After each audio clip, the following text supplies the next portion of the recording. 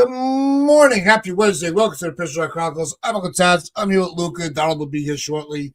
And listen, Luca, when it comes to the media, and we've all had interactions with the media on our personal levels throughout our life, there comes a time where you want to respect the people that just call it as they see it. But sometimes, every once in a while, you'll get these, interviews and you just scratch your head going, what the F were you thinking saying something like that? We saw it with Cashman a few years ago when he's like, I don't know why everybody's so mad, Hal Steinbrenner going, look, we're in the playoffs every year. It just hasn't been our time. You get to these reports and you're like, no, this is why we're so mad. And I don't care about the vitriol. You want to come at us? I got broad shoulders. I can handle it. Joel Sherman really, really put his foot in his mouth. Because why are the fans so mad that we brought back Bellinger? That the Yankees re-signed Grisham because Grisham won, good player. I was willing to bring him back, not on the qualifying offer. $22 million for him was an overpay.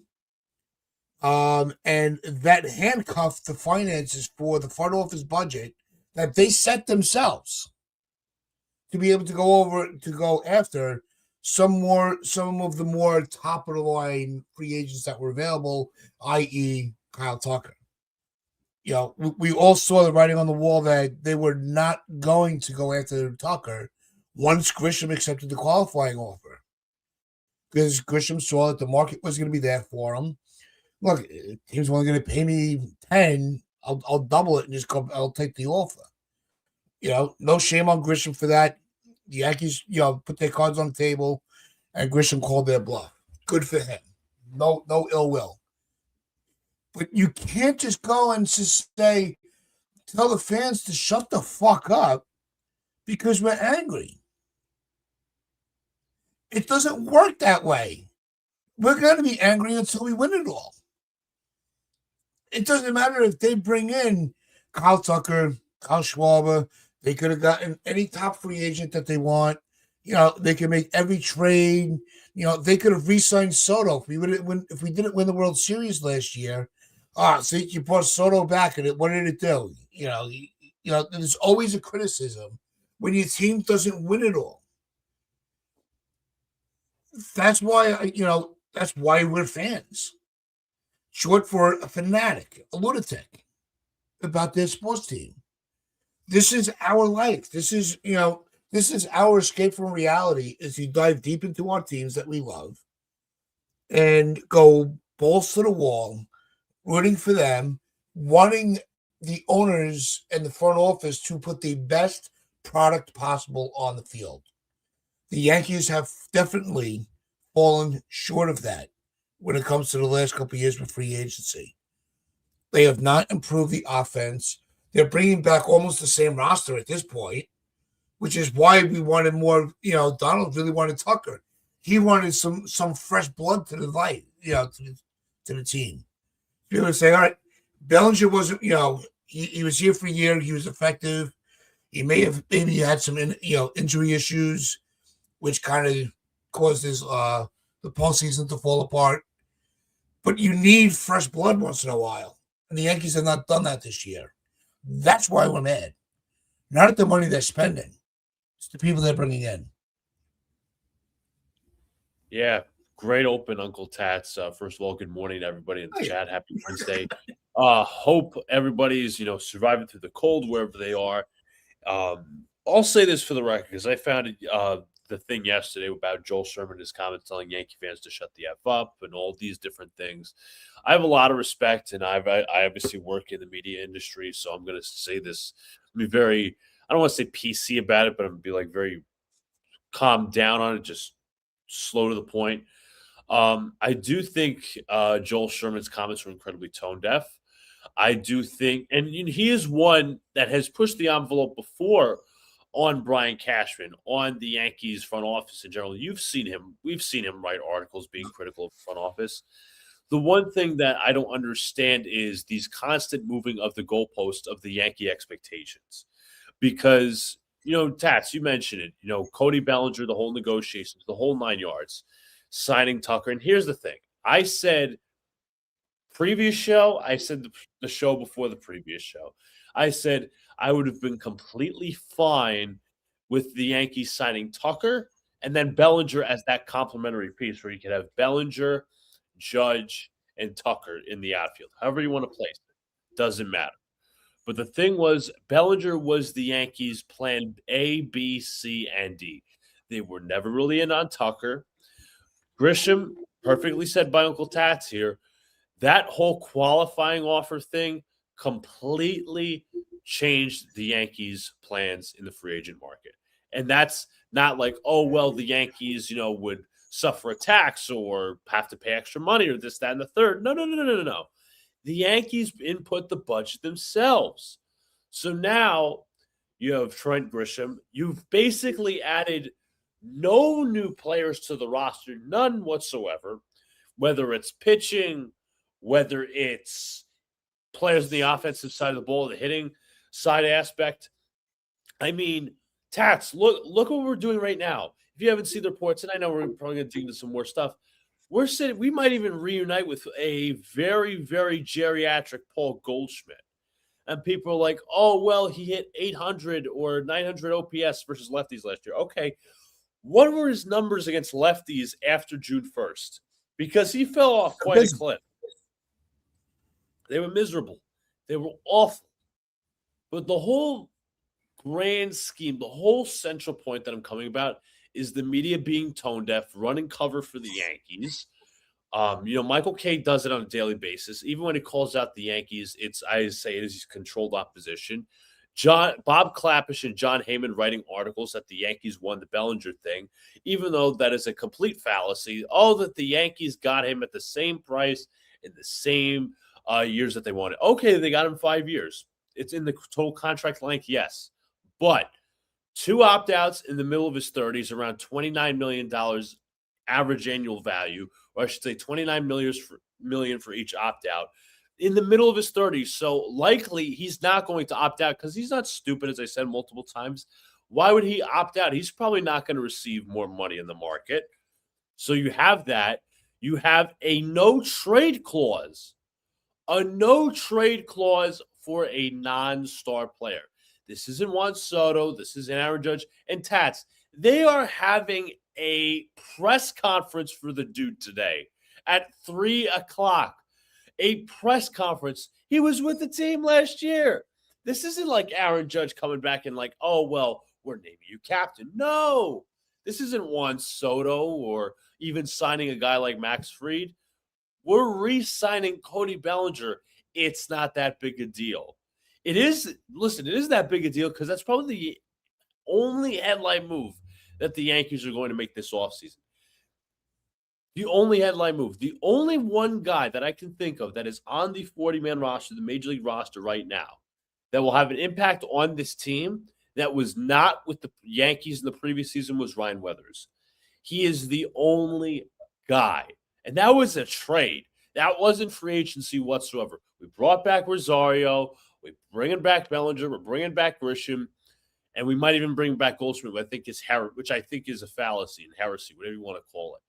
But my biggest problem is with the media running cover for the Yankees and sounding absolutely tone deaf. Because if you look at the Bellinger negotiations, we can go all through it. And I'm not really going to dive deep, but as I mentioned, they didn't really win that negotiations because Bellinger the entire time after Trent Grisham decided to take the qualifying offer, Bellinger was the Yankees' plan A, B, C, and D. And now, Tats, by our word, the budgetary restrictions which the Yankees have set is going to prevent them from going out and getting potentially another starting pitcher. I mean, I got some notes from Christian from NYYST. He made some good notes on Twitter from yesterday's Hot Stove. The Yankees feel comfortable with their starting pitching. I mean, that's the Yankees who have to spend money on that. They were never really in on EMI. They never traded for Peralta. They just don't feel like adding any more money. Like, Okay, we'll just sign a guy for the minimum and let's roll into spring training. Tats, we're 2 weeks away from pitchers and catchers reporting. We are not Yeah. that far away. Like the offseason has blown by, and the Yankees are sitting at the same train station that they were last year, and the train is just passing them by. What's up, dude? Hope you're doing well. Look, I think that's why they kind of step back from the pitching market, and I want to use the word a calculated risk because of the names, with Cole and Rodon, but we don't know what we're getting from these guys. We could, I referenced the last time I was on the show, and I missed Monday, unfortunately, because of the storm. But, it was Cole's one of those veterans where you don't have to worry. He's going to figure out a way to make every time that he takes the ball an effective start. How deep he's going to go, how many innings he's going to be. They're gonna let him throw is still debatable, but Cole's going to be Cole. I'm not worried about it. Right, Rodon, he's hit or miss, but those are two guys where they're seasoned enough where they shouldn't. They're, in my opinion, I'm not going to speak for the Yankees, you, Luca, or anybody in the chat. In my opinion, I think that those two guys are seasoned enough where there's no panic when they come back. Are they going to just, are they going to go back to the form they were prior to the injury? I think anybody that says, oh, absolutely, I think, one, you haven't been following the game. There's always a curve where it's going to take a couple of starts. Right? I'm aware of it. I'm accepting of it. It is what it is. But who else is on the market that you would say is going to give you more of a chance to win over Cole and Rodon? There really isn't. So I can see where Cashman kind of pulled the reins back on the pitching market. I think the only one may have been Amai, to be honest with you. I think he could have taken Rodon's spot. He's not taking Cole. Cole's our guy. But we have Cam Schlitter. We have Warren, who's probably one of the best, 5-spot rotation pitchers in the game, who stayed healthy throughout a year where everybody goes down at some point. He took the ball every start. He had his injury bug. Now we'll get to see what he is with a full offseason to prepare, knowing that he's going to be in the rotation. I don't think our rotation is in dire straits. It could have used a little tweaking, which is why I did like the Ryan Yarbrough move. I like the Ryan Weathers. Those are guys that you're not handcuffing yourself when those guys do come back to the rotation. Schmidt, I think it's a lost season for him, unfortunately. But I think that the pitching is not going to be a problem. So I see why, the rotation. Focus more on the bullpen, though. I do want we're gonna need to rely on the bullpen a lot, especially if there's inning restrictions with the guys that are coming back. Listen, I understand where you're coming from. I slightly disagree. My thing is, I'm not, again, Cole and Rodon, I'm not necessarily worried about in terms of coming back and then being on their A game. That's not my problem. My problem is, what if this back end of the rotation fails and they have to kind of adjust quicker than they should? Like, let's just say you're in June or in May or whatever. Rodon and Cole come back and the back end of the rotation is struggling, and they have to pick up such a heavy weight on the front load of the rotation. I mean, we obviously have Max Fried. I have confidence that he's going to pitch his ass off this year as well. But my thing is, like, I want Cole and Rodon to settle in smooth. I don't want them to have to carry a heavy load early on. Same thing. I mean, it goes hand in hand with the bullpen Tats. You just mentioned it. We're going to have to rely on the bullpen a little bit this year, especially for like when Cole and Rodon can't go the 5 innings, can't go the 6 innings or whatever to start out the season. You want them to slowly get back into the swing of things, especially Garrett Cole. So I don't want them just to be rushed, number one, from injury. Number two, I don't want them to be rushed from the routine where they're pitching like 6, 7 innings like as soon as possible. That's my concern. Freed, I'm not concerned about. Cam Schlittler, I'm excited for him in year 2, but I think he Yeah. is a question mark in terms of, okay, how is he going to get better? Because it's not like, oh, he's just a proven pitcher. He had a very good year last year, no doubt. Great performance against the Red Sox, but we need to see what he does in year 2. It's not a given that he's going to give us that same production. Louis Heel, okay, a bit inconsistent, but also has injury issues. Will Warren, okay, he's your back. He's your back end of rotation, 4 or 5. Ryan Weathers, I see him being at the back end of the rotation as well to start. Could be a spot starter, maybe even long reliever when the rotation gets back healthy. So that's something you obviously got to look at. Diving, what else? I was trying to think of somebody else. I think I pretty much ran through all the starters. I think there's just some question marks in there. Free again. The ones that I'm not concerned about are Freed, Cole, and Rodon. Everybody else is like, okay, what have you got for me? I think that's the thing. I'm just going to double check and make sure I am crossing my T's and dotting my I's in terms of the starting pitching. Look. Warren, Weathers, Heel, Rodonical. Yeah, you got 6, 3, 4, 5, about 6, 7 guys, 8 guys who could be in the starting rotation. Same thing with Ryan Yarbrough, who's not bad. It's a healthy spot to be in. Yeah, it's a hell of a spot to be in, but like, it feels I don't want to be this guy, but it feels like a little top heavy. I think the Yankees just need one more move at starting pitcher, just a little top heavy for me, especially as I said. Cole and Rodon coming back from injury. Freed, once again, not concerned with. I still got to see what Schlittler does. Lawrence, okay, like he's a back end guy, back end of the rotation guy. Weathers, he's going to be back end of the rotation. I think that Peralta move would have definitely been like, okay, I'm no longer concerned about the rotation. But you said, Tats, and which I agree with, the bullpen's the main concern. You obviously have Fernando Cruz. You have Duvall, who kind of struggled last year. David Bednar, I'm not concerned about. They lost Devin Williams, whether you like him or not. He's going to be a big loss, and the Yankees will need some sort of presence there. Same thing goes for Luke Weaver. The Yankees need a high-end arm in that back of that bullpen. And don't forget, one of their trade acquisitions last year was a huge bust in Jake Bird. They had to send him down almost immediately. So there's going to be a lot of eyes on him in spring training. As I said, Bednar, I'm not concerned about. Tim Hill's okay. He's fine. He's just your specialist. Paul Blackburn, I mean, he's like meh. He's taking up a 40-man roster spot. I'm not a huge fan of him. Fernando Cruz, okay. I think he had some injury issues last year, so there's a bit of a concern. Duvall, I think he's got good stuff, but I think he also struggled with some inconsistencies last year. So there's a little bit of question marks. The only one that I would considerably trust is Bednar in the back end of the bullpen. Yeah. Yeah, it is. Yeah, and I do have. I if I had to pick, who would be the number 8 guy, I would probably lean more towards Duvall and then Cruz as the 7th inning, because I think the two of them, as inconsistent as they were, and you're right, that's the perfect word for them. They were inconsistent, but more.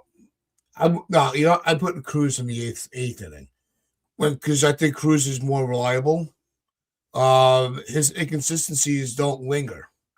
He'll have a bad outing, but he doesn't let it carry over.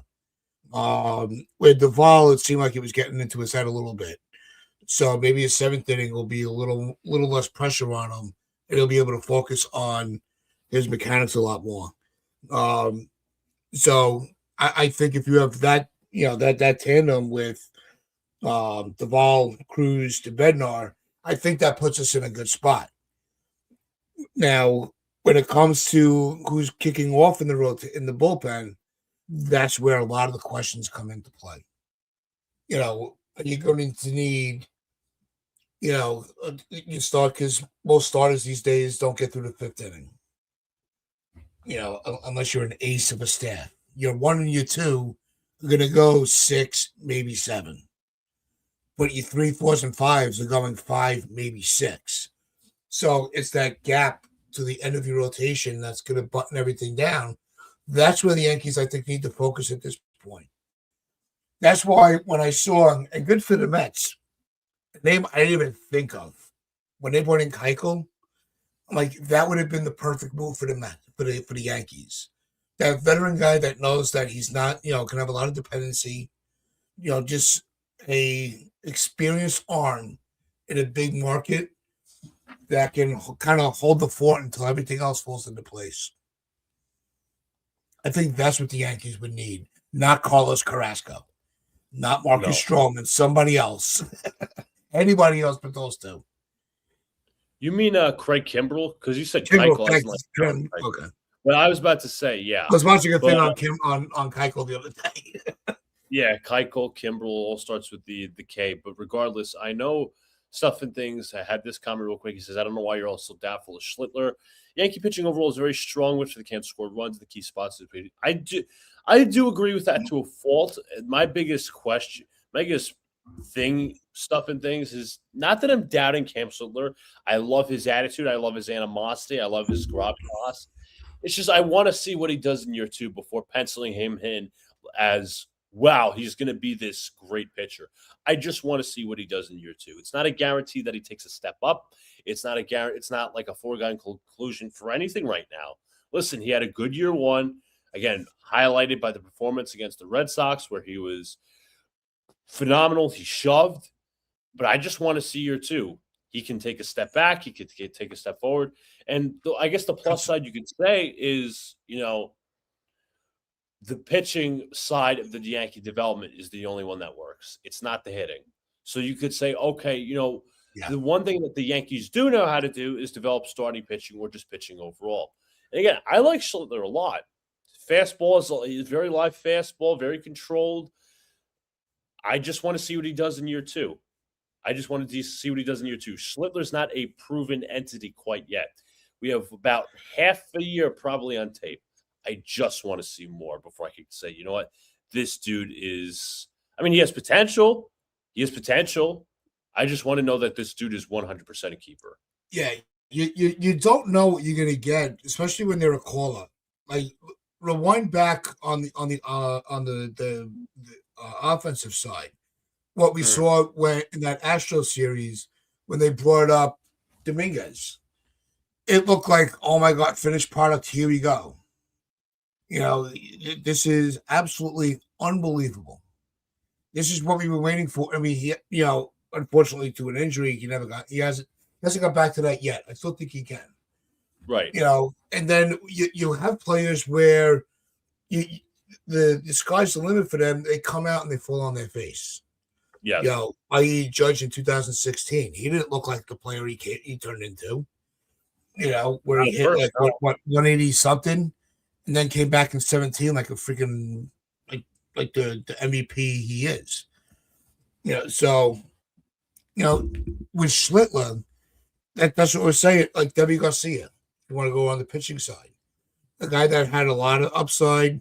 He came out, he's pitching really well. Where's he now? And not that we're saying that's going to happen with Schlittler. That's why I think Luca and I respectively are a little more reserved to just wave pom poms. We're glad that he's with us. We're looking forward to what he's going to do for the year. But until the year starts, what is he going to do? What has he been doing in the offseason to continue the momentum? We're going to know that right from the bat in spring training. We're going to see, okay, no need to worry about Schlittler. He's the animal we all know he is. Cool. Sit back, relax, put your hands behind your head, and enjoy the season. So it's, that's why going from year one to year two, sometimes, you have to kind of wait it out a little bit before you get too excited. 100%. Just want to see it. Just want to see it come out. Just want to see it improve itself. That's all. It's not thinking that we don't believe in his potential, but again, it's just. I think the whole problem with this Yankee roster, if you want to expand upon the rotation aspect, is a lot of hypotheticals and a lot of things have to go right. Like Cam Schlittler taking a step forward in year two is one of those hypotheticals that needs to go right things. That's a thing for a lot of players. But again, no disrespect to Cam. Once again, I think he has a lot of potential. It's just I'm tempering my expectations until I see him take the mound for year 2. You know, and Doran, you remember we talked about this a lot throughout the postseason last year. You know, you Savage and Early. You know, with Schlittler, with those three guys, the AL East is going to be must watch. I'm not. We're not. Of course, we're hyping up Schlittler. He's on our team. Yeah. And we're not denigrating what you Savage and Early were able to do in their postseasons. I mean, you Savage, holy shit. You know, and Early too. You know, these three pitchers, I said at the close of the season, these are going to be the three big names in the AL East that's going to be a menace throughout baseball. No doubt about it. I'd be absolutely stunned if these three pitchers fall off. There's no way. I think they have that aura about them. They do have that professionalism about them. So, and they have the stuff to back up their swagger. So, between you Savage, Early, and Schlittler, MLB is being put on notice. For sure. What's up to Dev Finch in the chat? And Tats, I know you weren't here on Monday when we asked the official question, and obviously this is not exactly a cap off, but obviously we're going to expand more. Mm-hmm. From the start of the offseason till now, do you think, and obviously this is your opinion, I gave mine, Donald and I were unanimous, do you think that the Yankees were better from the end of the 2025 season till now? Do you think they made any sort of improvements or anything to change your mind? Say, you know what, this team improved in said area. Do you, in any aspect, do you think this team improved at all? No, I really don't. And the reason I say no is there's too many question marks around the injuries that have occurred. Mm-hmm. You know, was, like I said earlier in the show, was Bellinger's postseason due because he was having that nagging injury? You know, we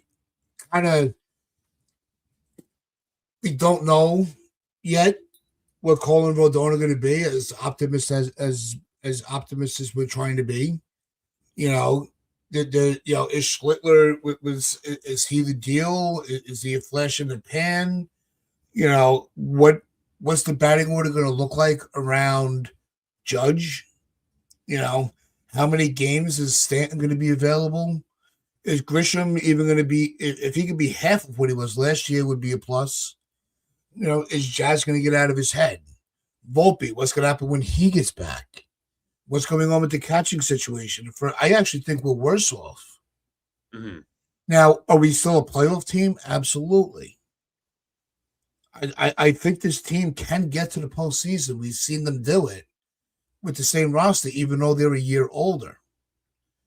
But if you're able to, once Cole and Rodon, and I go back to those two guys because I think those two pitchers, those two arms are the key to the Yankees having a successful season. All right. If they're able to be, you know, that three-headed monster with Fried, where you have Cole, Fried, and Rodon, if they're able to do what they're supposed to do, then this team can go on one hell of a run with the bats that are in the lineup. But it all comes down to execution. And the biggest factor, like I said last Friday, they have to get rid of that June swoon. June is a very critical month for this team this year. If they can survive June a lot better than they have the last few years, it's going to increase the optimism throughout the whole Yankee fan base. I think there's something to that.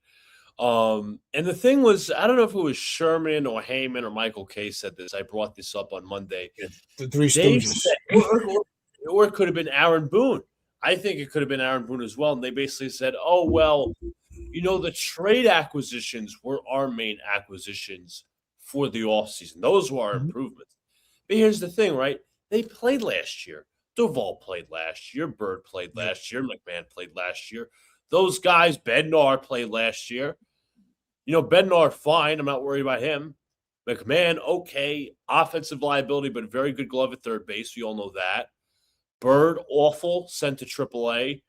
Basically jettisoned him for the rest of the season. Duvall, as we said, inconsistent. But it's like they did nothing better to improve like other areas. That's, I think, the main issue. Like bullpen, and I know Duran's talking about, losing Devin Williams. It could be a addition by subtraction. Listen, I agree with that, but we also need another high velocity arm. Who is that guy is the question. Is that a Ryan Weathers? I don't think so. I'm talking high leverage dudes. I'm not talking, oh, well, this could be a long reliever or anything like that. No, the Yankees need another high-end reliever, in my personal opinion. I think the bullpen has question marks, and you look at there's some legit holes in this lineup because you look at shortstop and third base. I mention this all the time with third base and shortstop, right? You have McMahon, you have either Volpe or Caballero. Neither of them is potent offensively where one cancels out the other. McMahon's good defensively. We all know that. Caballero does his job defensively. Volpe is terrible defensively, but neither Caballero or Volpe will put up the numbers offensively to cancel out McMahon's inefficiencies offensively. That's why a guy like Bo Bichette would have been so important. But once again, the Yankees have a bit of a hole there. Jazz Chisholm, constantly asking ourselves, is he going to fulfill his potential this year? Is he going to have another 30 year? I highly doubt it, but it is a big year since it is a contract year for him. Just overall, just like, as I said Monday, there's a lot of hypotheticals with this team. There's a lot this team needs, right? And I feel like we said the same thing last year, where it's like, okay, we feel like we're repeating ourselves. Like they'll win games in the regular season. This team, you could argue, is built for the regular season. They're just going to crap the bed in the playoffs. I think that's we look at and I'm trying to frame this right because it's trying to frame this right. As I said, we're looking at the macro. Everybody else is looking at the micro. That's the new age term to look at it. Yeah, and before I throw it to Donald to go on a Sherman rant, which I know he's itching to do with that beautiful haircut of yours, to close out my comments with the bullpen for the time being, if you need four saves in a row, they're not going to use Bednar for the fourth game.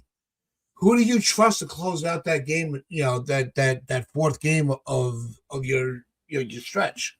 Especially if you have no off days coming, where maybe you're able to get him, Bednar fourth game, depending on how many pitches he had to throw. I think that's where the Yankees, that's where the bullpen, can end up handcuffing themselves and tying their hands behind their back with the way this roster was constructed. So that's where, yes, not being able to retain Weaver or Williams can come back and bite the Yankees in the ass. But we still have time for them to get a bullpen arm. We have the resources to do it. It's what are they going to do? Because outside of Bednar, who are you giving the ball to in the ninth inning? I don't know anybody on this roster at this point. So maybe Duvall or Fernando Cruz. I would go Cruz before Duvall. I had my 7, 8, 9, Donald. I had Duvall, Cruz, and Bednar as my 7, 8, 9. Yeah, I can see that. Yeah. But Donald, how's it going?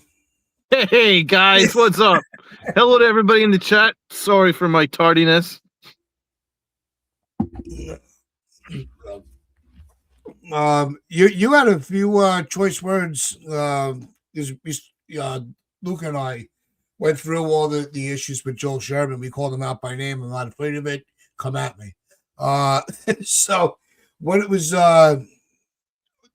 did you appreciate what he had to say? No, I don't think that's what the media is there for. I don't think that's what the media is there for. I don't think the media should be there to tell fans to shut the fuck up. That's wrong. But first of all, it's unbecoming of such an esteemed writer to be using that kind of vernacular. You know what I'm saying? I mean, we're talking about an esteemed national writer, and he's just like, "Shut the fuck up, man! Shut the fuck up!" What do you think you're? Well, where do you think you are, Jersey? Like, why is he talking like that? So first of all, it's like that's unbecoming of him. Second of all, it's just not right. That's not what the media is there for. The media, by the way, he's basically telling his readership to shut the fuck up. Because it's not the teams that read his shit. It's the fans that read his shit. And he's telling the fans to shut the fuck up. That's where we've gone wrong lately in sports media, and I think this is where something needs to be done about it, because this is not right. This is not right. Like, Uncle Tats, I mean, when we were growing up, man, we never had media telling us to shut the fuck up.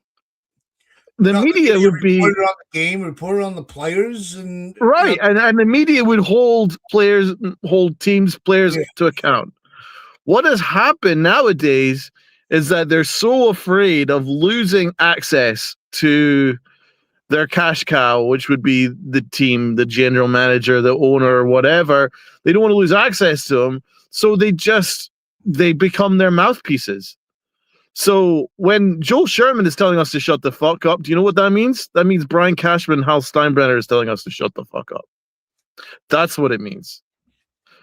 That's exactly what it means. That means that he's basically just parroting what the Yankees are wanting to communicate to us. That how dare you ask us questions? Like, who are you to ask us questions? And I'm sorry, but we're in a society where we're allowed to ask questions, and it's completely wrong, and it's unbecoming of the media to be turning it around and blaming the fans for asking serious questions and important questions, making it out like that we're idiots and crazy and stupid, etc. And again, the media's job is to hold players' teams to account. That's what their job is to do as a mirror of the fans. That's what they used to be doing. The whole role of a sports writer was to ask the questions that the fans are not able to ask. Right? Ask those type difficult questions, whether the team likes to hear it or not. That's what it used to be about. Nowadays, it's about the team's narrative being communicated to the fans, and for the fans just to basically smile and consume product. That's basically what the Yankees are at now. Smile, consume product, and shut the fuck up. And I won't shut the fuck up. The Pinstripe Chronicles won't shut the fuck up. That's just the way it will be. So Joel Sherman can like it or not. Ryan Garcia can like it or not. I don't fucking care, frankly. It's as simple as that. Yeah, it's our job as our job as a channel to hold the Yankees to account, where no one else is seemingly doing so. So honestly, and also the narrative is wrong. I'm not saying that Hal Steinbrenner is cheap. 320, 330, that's not cheap. My question is the rationale behind rolling back exactly the same team that failed last year. Yep. That's my rationale. My rationale wasn't that we weren't going to sign Cody Bellinger because we signed Trent Grisham. My rationale was, well, that $20 million has stopped us from probably pursuing a Bo Bichette or a game changer that could actually move this roster on. I'm sorry. I'm not excited about rolling back exactly the same team that lost the division last year and got mollywopped by the freaking Blue Jays last year. And I'm supposed to be like, yay, let's roll this one back. Like, who do you think? Honestly, Joel Sherman, that's unbecoming of him. And I've lost 100 times the respect. I used to go on here and say the two beat writers who I respected that were on the Yankee beat was Chris Kirshner and Joel Sherman, because they did tend to push back a little bit. Now it's just Chris Kirshner.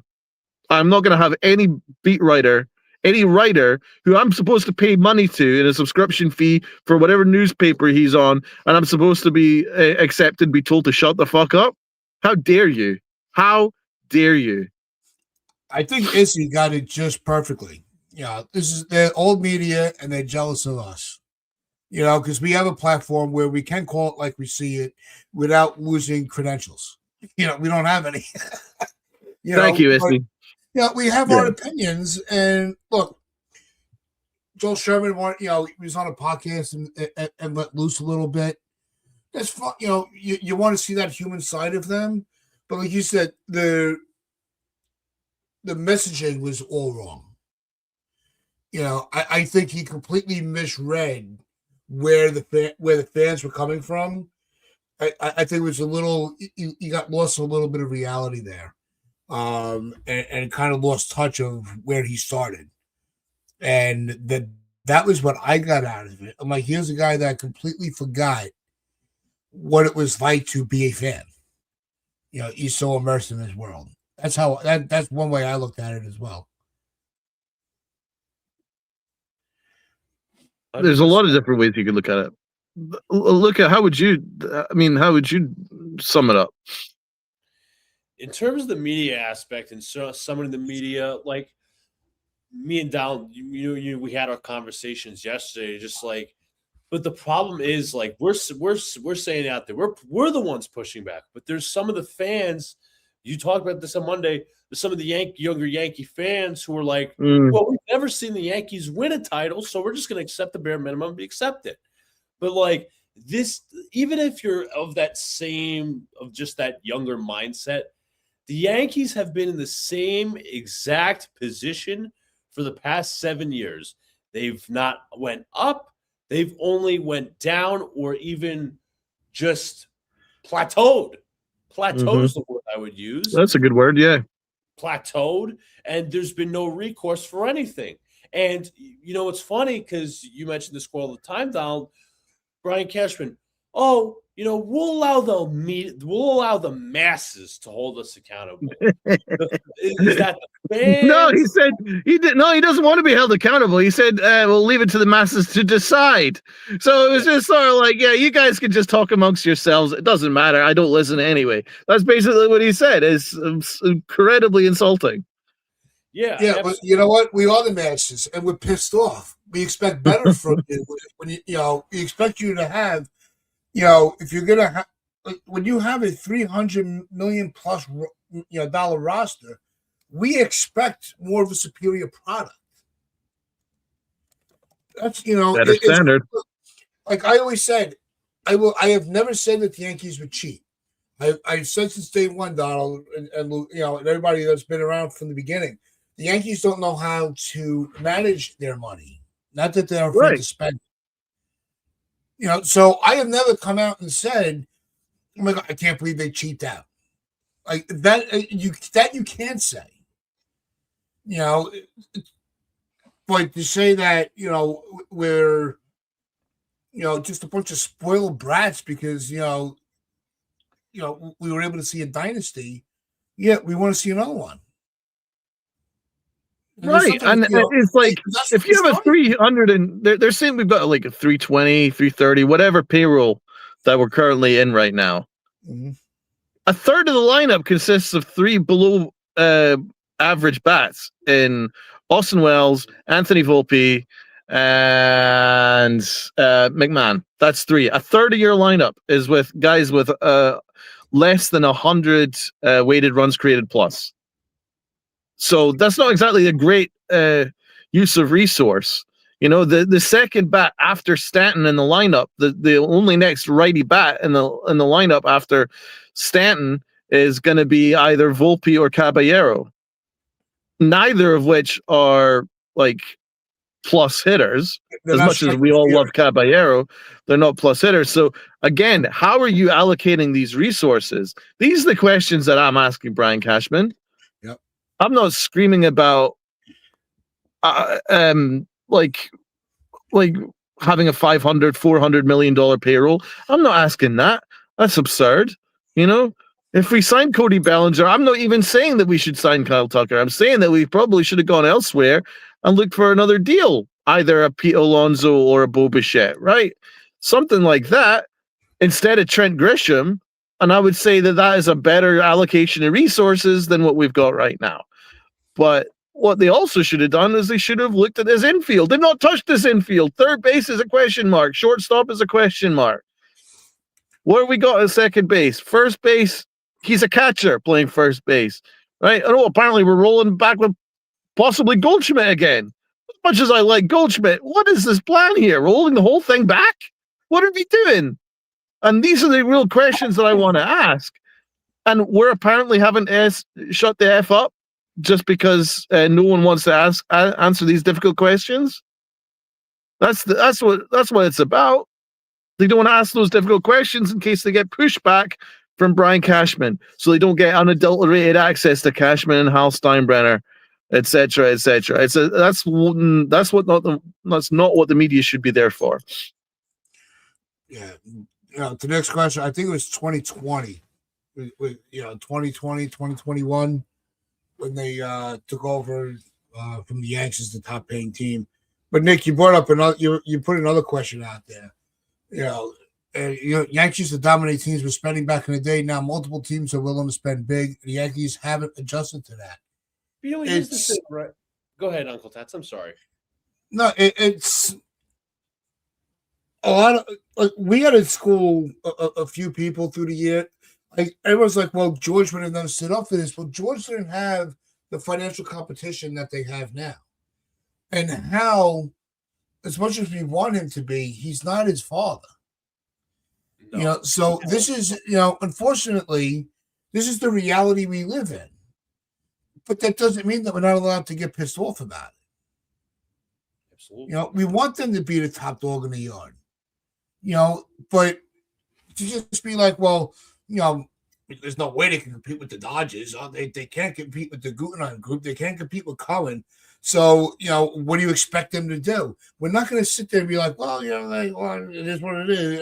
No, we're going to rant and rave because we're the generation that grew up in the dynasty. I remember being, a little kid in the 80s, where, if you wore a Mattingly, or a Yankee, hat or a shirt, you were getting your ass teased that the 86 Mets. That was all the talk when I was in Little League. It was 86 Mets, and lucky for me, I stayed a Yankee fan. Although I said my brother and Nick have pictures to the contrary, because in Little League you used to have to play on a certain team, and you had to wear like whatever their cap was. One year it was the Tigers, but they have the pictures of the one year my Little League was the fucking Mets. Oh, and they saved I wouldn't the be able to wear photos. that. They sent it to everybody in the family, going, "See, he's a fake Yankee fan." I'd ask for a trade. I would ask for a trade. There's no way I would wear that. There now. Here's the thing, right? I was going to bring this up. Even if the Yankees were was down, said $320, $330 million million even if they were like, I don't know, 297, but the assets were equally evened out, they'd be like, right. What do you got to complain about? Because the $300 million is what triggers the luxury taxes, so on and so forth. But it's not the question of how spending money. It's how allowing Cashman to misuse his budget and then say, okay, now we got to insert a budget of some sorts. It's like asking somebody, it's like basically giving your son or whoever a certain amount of money to go to the grocery store. Hey, here's $300, right? Spend it, as responsibly as you can. But then most of the money spent on junk food. Then you're like overcompensating. It's true. And you're overcompensating for having to set a certain budget. We're like, hey, you can't spend that much. You can't. I'm going to limit your budget instead of telling you, hey, you can't spend on junk food anymore. I mean, it's ridiculous. It's ridiculous. Like how get cheap when he doesn't realize, hey, you know what? The person that I'm hiring or the person that I've hired to run my baseball operations and spend money the right way is not spending my money the right way. because it's going down the tubes and contracts like Donaldson and Hicks and so on and so forth, and all these fallible acquisitions. It just doesn't make any sense. Bellinger, I'm sorry, that's a fallible acquisition. That was clearly no plan. That the Yankees do not have with that. There's no plan, and there's like some people just buying into it, saying, you know what, I'll settle for the bare minimum without reading between the lines and what actually happened in negotiations, because everybody saw it that the Yankees A, B, C, and D plan was Bellinger after Grisham decided to take the qualifying offer. All the other teams were like, okay, since Bellinger's raising his price, we're like, okay, Dodgers, backup plan, Tucker. Mets, we're going to trade for Robert with lower risk. Blue Jays, we're going to do what we're going to do. And the Yankees are like, okay, we're just going to bid against ourselves. That's how we did it. We bid against ourselves. Can't say anything more than that.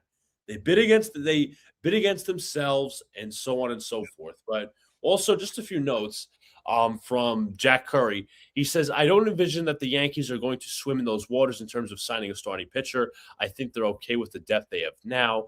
Also, some other notes from last night for Yankees Hot Stove. Don't be quick to think the club is going to move Dominguez or Spencer Jones. Curry noted Grisham is only under contract for this season. Also, as well, as Dal mentioned, I mentioned, the Yankees are keeping contact with Paul Goldschmidt for possible reserve role, which to me makes absolutely no sense because Goldschmidt was completely stripped of his power last year, and after June 1st, he was horrid against left-handed pitching. And Ben Rice can hit left-handed pitching. No, Goldschmidt, the first month and a half of the season looked like he had a youth resurgence. Right, we were all excited about him, and once that June swoon kicked in, it was, what is it? At that point, his only value was to show Rice, some tricks of the trade. He really didn't contribute anything to the outcome of the games. Yes, his glove, he's got that. But his bat, that was the problem. And when you're struggling to put runs up, you can't have seven of the guys in your lineup whiffing at the ball. You're not going to win entire games lineup whiffs. If you have. Yeah, the entire lineup strikes out too much. It's a big problem, but again, the Yankees didn't address it. Yankees needed a leadoff hitter caliber type with high on base percentage. Didn't address it. Yankees desperately needed a right-handed bat, especially for the infield. Didn't address it. These are the kind of questions that you can ask. I'm not exactly blaming Hal Steinbrenner for not having a $400 million payroll. I'm blaming him for why it's okay for Brian Cashman to misuse his resources and for Aaron Boone to misuse the resources that he has available to him to manage. He doesn't do a good job managing them. So, that's my question.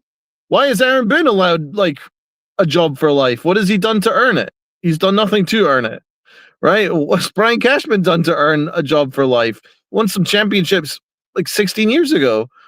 So off the back of a previous GM. Right. Yeah, exactly. Gene Michael. So you can ask these questions and to be fair, you have every right to ask these questions because every other organization has moved on from the GMs. The Astros have moved on from their GM after winning and not long after getting rid of their GM. They've done that. The Cubs have done that. Boston have done that. Teams move on from their general managers. It doesn't mean that it's the end of the world. It doesn't mean that we don't respect Brian Cashman for what he's done in the past. It's just, what have you done for me lately and what can we do moving forward is the question. It's not what you've done for me in the past. Otherwise, Joe Torre would have a job for life, right? Because he literally managed a dynasty. Why is he managing to 95 years old then? You know what I'm saying? So you can't have one without the other. You can't have one standard and have the other not have the other standard. So you moved on from Joe Girardi for whatever reason, but you decided to move on from him He won you a championship. He did a hell of a lot more as a manager than Aaron Boone ever has, right? So my question is, what are these standards then you're holding? That it's okay for these guys to get a job for life, but it's not okay to question the allocation of their resources? But it's okay to tell us to shut the F up? No, I'm not going to shut the F up. Disgusting. No, it's and you bring up Torrey and Girardi, and you think of some of the throughout sports, managers, coaches, their teams are doing fine until they, when the leadership is not there, then there's nothing to play for. You can't have it being a free for all. And by the way, we got rid of our entire international scouting department. We've only just recently hired a guy yesterday, right? Yeah, internally. Right, internally. Got rid of all taken out. We got rid of everybody that we previously were going to sign. So we've completely canceled that. Brian Cashman tells us every year how great his process is. How is it that great then if you had to completely get rid of your entire international scouting department? That doesn't mean your process is great. That means there's something wrong with your process. You've canceled a bunch of the contracts that you were going to sign for all these international free agents. Why? Well, it means that your process is severely flawed. So again, I say this to everybody watching. Don't believe the narrative. Don't believe it. Read between the lines. Do not allow these people to treat you like sheep. You are not sheep. Think for yourself. If Brian Cashman keeps selling every single year after losing in the postseason, and he goes, our process is great, right? That means he's got something to hide, right? Why is he saying that? Because he's got something to hide. He's just trying to protect himself. He's got rid of his entire national scouting department because there's a flaw in his process, right?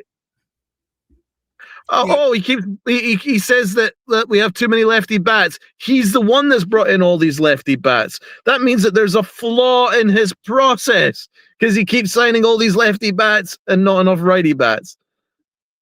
So when he sits there in his ivory tower and says how great his process is, take a step back and read between the lines. It means that his process isn't good. He's just trying to protect himself. It's a until they win another World Series, it's going to be this constant rotation of the blame game. It's Boone's fault, it's Cashman's fault, it's Hal's fault. Fans are still blaming Stanton, obviously, in the chat.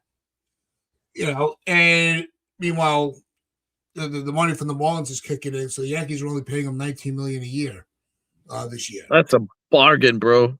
I mean, right? If we're paying Cody Bellinger 34, contract is a bargain at this point. The way these guys are getting paid. Oh hell yeah!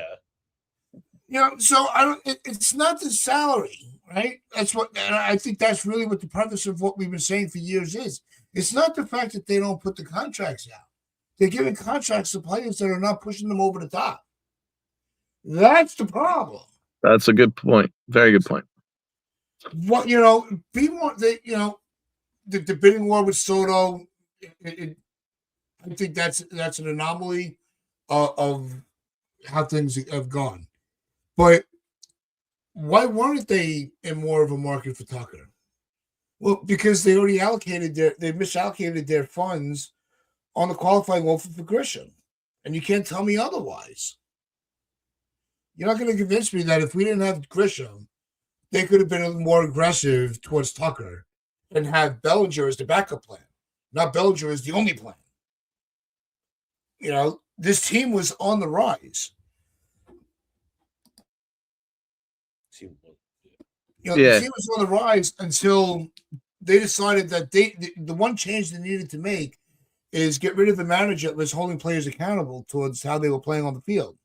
Yeah, you can't have that out of a media booth, and the team has gone down ever since. 2024 with Soto was an anomaly for Boone.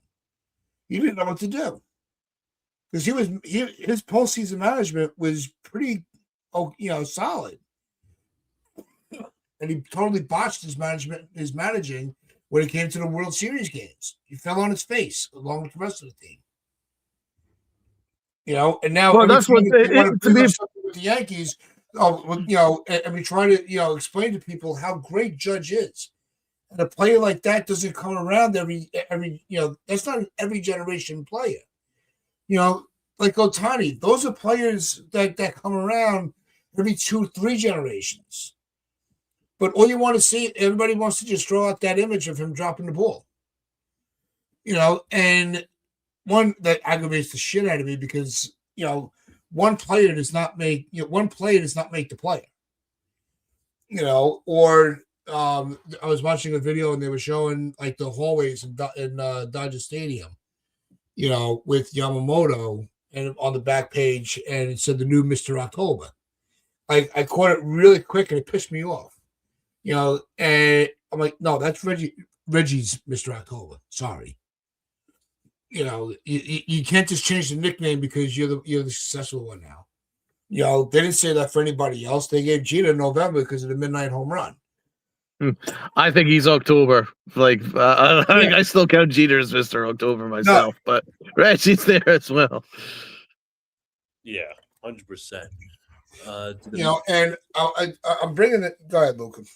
I was going to say real quick, Slackwolf says, do the Mets care about Bo's supposedly bad defense? No, they signed him and put him in third base. I would love an owner like Steve Cohen or Elon Musk, SMH. Power move. I mentioned that last week. I was like, the Yankees don't make the power move. Yeah. That's what I said, and I think that's what we're saying. It's not that they're not bringing the players in. They're not bringing the players in that's pushing them over the top.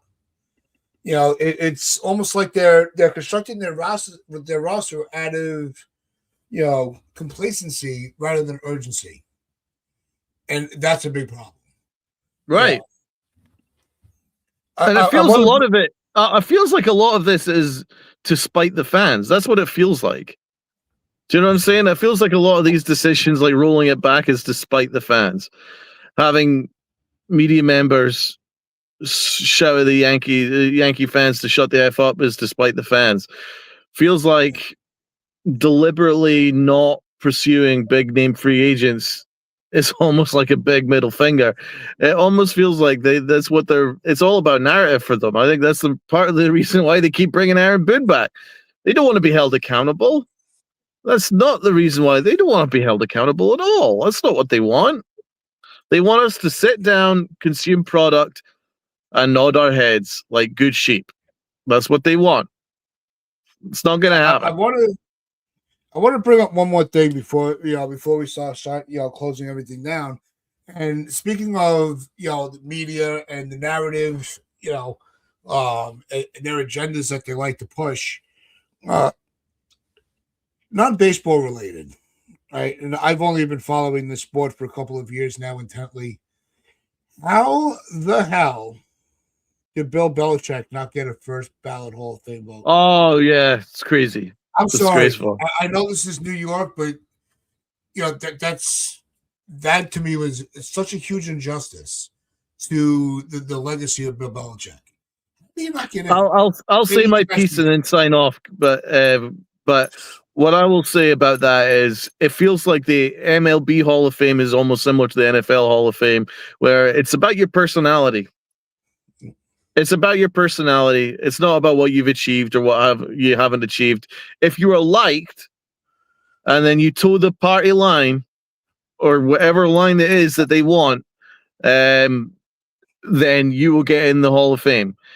If you don't, then you will not get in as a first ballot.